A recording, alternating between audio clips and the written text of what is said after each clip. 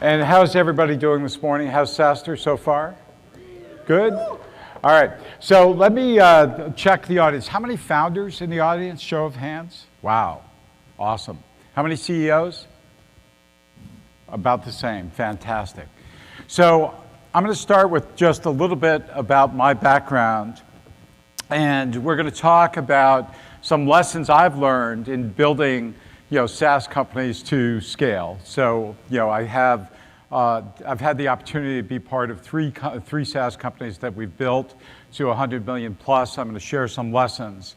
So early in my career, I started in technology a long time ago, and had the privilege of being president and running Rational Software in the early 2000s. And as you may recall, we built that business to about $800 million. That was perpetual license software. We sold that to IBM in 2003, and it was a fantastic experience. I then went to Greylock Partners and spent 6 years in the venture industry. And during that period of time, we began to see the early phase of cloud and SaaS companies. And we saw the change in the business model and had conviction that it was a powerful change and would really fundamentally alter the way we thought about software companies, the way we built value. And as you all know, that was really foundational for the class of companies we've built today, because the subscription model meant that we had to focus on things like customer experience, customer success. That was critically important as we built those companies. So I had the privilege to be an investor in a company called Apptio.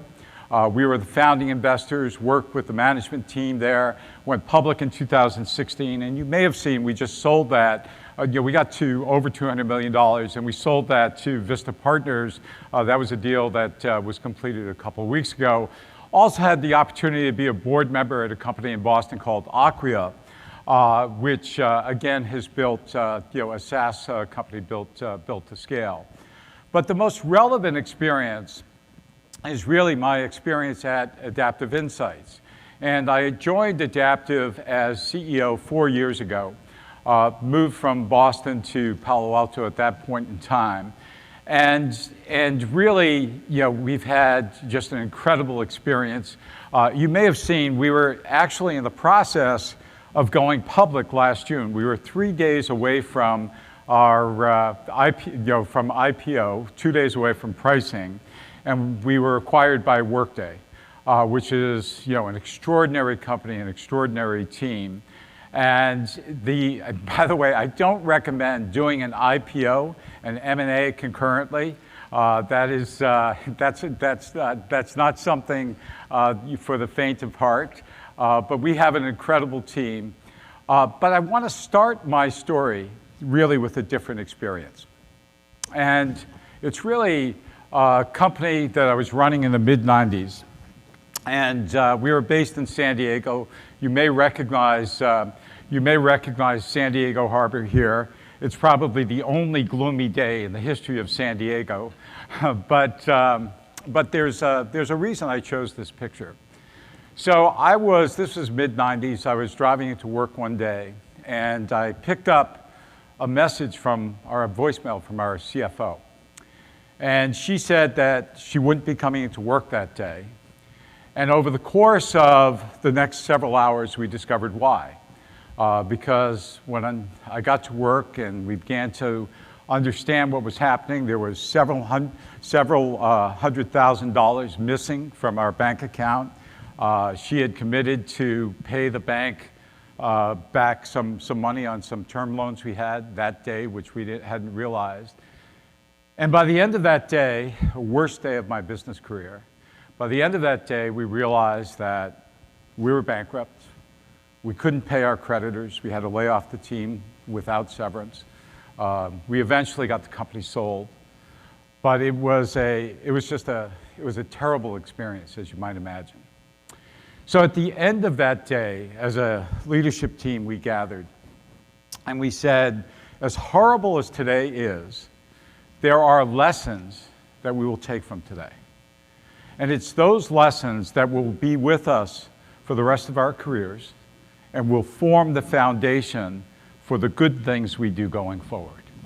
And that's really the first lesson I wanted to share, which is we have to embrace things that don't work out. It's important. When I think of that experience, and I think of myself as a leader, I didn't lead as effectively as I might have because there was part of me that feared failure. And you have to be willing to accept mistakes if we're going to be able to accomplish and do great things. And it's an important lesson. I share with our team, I tell our team that we can't fear failure. We have to be willing to take risks, to make mistakes. But we also can't fear success. Too often, people will set targets that are really achievable because they want to make them. They don't want to fail, right? So we have to both not be afraid of failure, and we also have to not be afraid of success. The second lesson, and I will say up front, I think this is the most important, and it's about team. You know, in the venture business, we learned there were two maxims that we learned early on. The first was, if you had a great trend, if you had tailwinds in the business, that really helped. But the primary differentiator between success and mediocre or not so great outcomes is team. Because team will find great markets and team will find ways to solve problems. So my experience at Adaptive, I'd like to share with you. And by the way, at Adaptive Insights, we're a cloud-based company. We make budgeting and planning software, selling to a lot of technology businesses. I'm sure many of you in the audience, so thank you. But when I arrived at Adaptive, we were about a $40 million business. And we realized that we wanted to scale and grow the business. So in selecting team members, my design focus is we want a team that can lead a $500 million business. We want a team that has seen scale, that has been where we want to go. And we thought we had ways to get to 100 million, but when we thought about that team, it really was a set of skills that would be able to lead us beyond that, that would anticipate and understand the problems that we would face. This is pretty obvious, but it's important to emphasize. Building a team isn't just about skills. It's about fit and culture. And when I think of skills, skills aren't absolute. Your team has to fit together. We all have strengths and things we don't do so well. And it's a question of the way that all fits together. It's kind of like a puzzle. As you are leaders, and building your teams, it's about the way we put those teams together and have complementary skills. We screened as hard for culture as we did for skills. I had to replace 4 leaders at the executive team. And I interviewed more than 100 people. It took us 15 months to fill that team. And I think we got most of that right. And I can tell you, as we continued that journey over the next 2 or 3 years, that was an extremely important part of what we did. All right, let's talk about funding. I'm going to get most of the audience. Who's raised money? Right? Virtually everybody, most of the audience. Now, what I'm going to say here is a little controversial. So I think most people, when we do funding, we're always trying to raise, at the highest valuation. And of course, that's important. I would suggest to you that it's more important, you have to be sensitive, of course, to valuation, but it's more important who does the funding. I think it's the reputation of the firm that matters. But it's also the individual from the venture firm, if you're raising venture, who's going to be on your board. It makes a huge difference. And because the board is part of your team, you're constructing a board team as well as a leadership team. And I would suggest that taking the highest valuation isn't always the right thing to do. Of course, we're sensitive to dilution, and we've got to manage that appropriately. I'd also suggest that structure in financing rounds is not something I'd recommend. I think that structure is a way to not accept the valuation the market's willing to pay you, and structure creates different motivations in different outcomes. It creates artificial outcomes depending on where your investors are in that hierarchy. So when I came to Adaptive, all our previous rounds had participating preferred, and when I joined, we did a straight preferred round. It turned out it worked out for us. We cleared the hurdles associated with the prior rounds, ultimately with the valuation. But I think that, as leaders, when you think about funding, I would suggest it's important to give consideration to who the firm is, and then particularly who the team is that's doing that funding. All right, number 4 is culture. We all understand the importance of culture. There used to be an expression that culture trumps strategy. I'm told by my team it may not always be politically correct. But culture certainly is more important than strategy. I think Peter Drucker used to say, "Culture eats strategy for breakfast," and culture is what you want. It's the way you want your team, your organization to behave in certain circumstances. One of the things, and I think this is particularly true when we think about M&A, culture is probably the most important factor in determining whether M&A is successful. I think I've been acquired now 6 times, 4 as a public company. I think on the buy side, I've been involved in probably more than 100 transactions. And if there's one constant in terms of the deals that worked versus the ones that didn't work, it really is about culture. So at Adaptive Insights, our culture was very much customer success oriented, team oriented. We value transparency, we value accountability, and the Workday culture is very much aligned. And I think in the 6 months we've operated together, we found that provides a strong foundation for the way we can operate our 2 businesses together. So I think your responsibility as leaders, culture is one of the most important things that you do. So number 5, really is an extension of this, and it's about trust and transparency. And, conventional wisdom is that we often don't want to share the hard messages with our team. That very often, if we've got something that's difficult, the team may not be, able to absorb it. It's a fact. When there's uncertainty, people fill in the blanks with bad information. They assume bad outcomes. I'd suggest to you that we'll do far better if we give people the information. I'll give you a couple of examples. I talked about that company in San Diego. After that happened, we told the team exactly where we were, what the challenges were. We said our future is uncertain. We're not sure whether we'll be able to sell the company. And the reality is that although that unsettled a few people, most people stayed. Most people stayed for that ride and were able to get us all the way through. At Adaptive Insights, when we were going through leadership changes, we did an all hands at the beginning of that year, at the beginning of that 15-month process, and we told them, here's what we're going to do. And there is going to be uncertainty over the course of the next several months, and some of you will have new leaders. But by doing that, we built the trust so that when times are challenging, you're able to rely on the fact that your team believes that you're willing to be honest with them, to give them hard messages.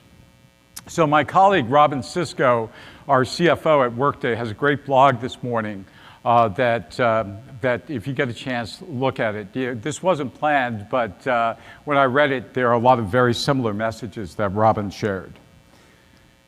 Let's talk about a founder's culture. I think over half of you were founders from when you raised your hands at the beginning. I think, and you remember as founders, when you were starting your companies, you either, with a small team, you gathered in a room, you talked about what you wanted to create, the vision for your business, what you wanted it to be, what you wanted behaviors to be, how you were going to go to market, what your product market fit was, all those critical things that have made you all successful. Well, we need a founder's culture at every stage of our journey. When I joined Adaptive, I said to our team, we are all founders of the $40 million Adaptive trying to build the $100 million Adaptive. I joined Rational Software, we were $100 million, and we were founders of that company trying to build the $800 million Adaptive. We want that same connection, that same commitment that all of you have. You want it to be instantiated in your entire team. That is, I think this notion of the commitment, the belief that founders have is a really, really important part of what you do as a leadership team. Setting goals. It's one of your primary jobs as leaders, and I believe in a philosophy that we have aggressive but realistic goals. Aggressive, why? Science shows that if we commit to stretch goals, we accomplish more than if we commit to goals that are less aggressive. How many of you follow a process called OKRs, Objectives, Key Results? So a fair number. It's increasingly popular. There's a great book by John Doerr, Measure What Matters. If you have a chance, take a look at it. It really reflects his experience at companies like Intel and Google and others. And in the book, he discusses how if we set more aggressive goals, if we set stretch goals, we accomplish more. So goals need to be aggressive. But why realistic? Realistic because if we have goals that aren't sustainable and we as CEOs say, hey, this is what we're going to do, and the team doesn't believe that's possible, we fail because the team can't commit to it. So there's a real balance here in terms of the way you set goals for your team. Personally, I believe if I'm setting bookings targets for our company, I believe we've done a good job if we hit about 3 out of every 4. So the notion of having goals is, I think, really important. Stretch is good, but it's got to be balanced, and I think that's important in all aspects of your business. And whether it be balancing, say, investment versus growth, or balancing investment in go-to-market initiatives versus product initiatives, it's your job as leaders to strike that balance. I'm sure most of you, who's familiar with the rule of 40, right? Probably many of you. So there's this notion that as we build, SaaS companies, the combination of 40 between revenue growth and operating income or margin is a magic number. And so if we're growing 50% a year, we can burn about 10% a year. If our growth isn't as robust, if we're growing 20% a year, then we're expected to return about 20% in terms of our operating income or operating margin. And it's a good way to think about how you balance your investments, and it's a good guide to determine if you're in balance. Now, we all know we get paid a lot more for growth than we do for profitability. So there is a bias there on the growth part of the curve, but it's a good way to think about how you balance your investments, whether you have to raise an additional round, whether you need to consider fundraising, and it gives you a framework. It gives you a framework in which to think about it. So that's balance. I've got 2 more, but let me start first with a personal story. So early in my career, I started in finance, and so early in my career, I had the opportunity to work for some just amazing people. So I was a very, very, very young person in finance. I was working for a CFO. We were a public company. We were about $400 million. And we had 500 profit centers in this company. And my boss came to me and said, hey, I want you to do the budget for the company. I want you to lead the budget for the company next year. So I guess a pretty good indicator of what I do now, I suppose. But he said, and this is a long time ago. So this is before we had spreadsheets. And he hands me a binder, and it's about this big. And it's got this manual, handwritten spreadsheet for every profit center, 500 of them with all the regional district roll-ups. But he said, you know, I've got this other thing. I just heard about it. It just came out. It's something, the very first spreadsheet. Probably many of you haven't heard of it. It was something called VisiCalc. And it ran on the first popular personal computer, an Apple II. So our company was based in downtown Boston. In this picture, you see Faneuil Hall, if any of you are from the Boston area. And we're at 60 State Street, which is that building you see in the background there. So a Saturday afternoon, I drive into work. I'm the only one in the office. And I spend 10 hours going through VisiCalc and Apple II trying to figure everything out. At the end of 10 hours, I stood up. I was in this room that overlooked Faneuil Hall. I'm the only one there. I say out loud, I say, this will change the world. And it did. It changed everything we believed and we knew about the way computing was done, about the way business applications were done. It changed everything about the way we were going to work. What I didn't understand in that moment is it would also change the arc of my career in a very fundamental way. And the last 2 points are related to that. And the first is the megatrends matter. When you attach yourself to high growth, impactful areas that are driving fundamental change, your probability of success goes way up. So find those. Cloud is one, that's why you're all here. But find those areas, and when you attach it, it's easier to get investment, it's easier to have success in your business, and it's important to identify those and identify those fundamental shifts. The last is the most important. You create these incredible visions for your company. When you connect that vision to your team's personal purpose, for me, my purpose in my career was evident in that moment. As I looked out that window, looked down on Faneuil Hall, I knew how I would spend the rest of my business career. When people attach their personal purpose to your vision of the company, you can create amazing things. Everybody wants to join you in changing your portion of the world. We live in the most amazing time, driving fundamental change. You're creating the next generation of change. Your team wants to join you.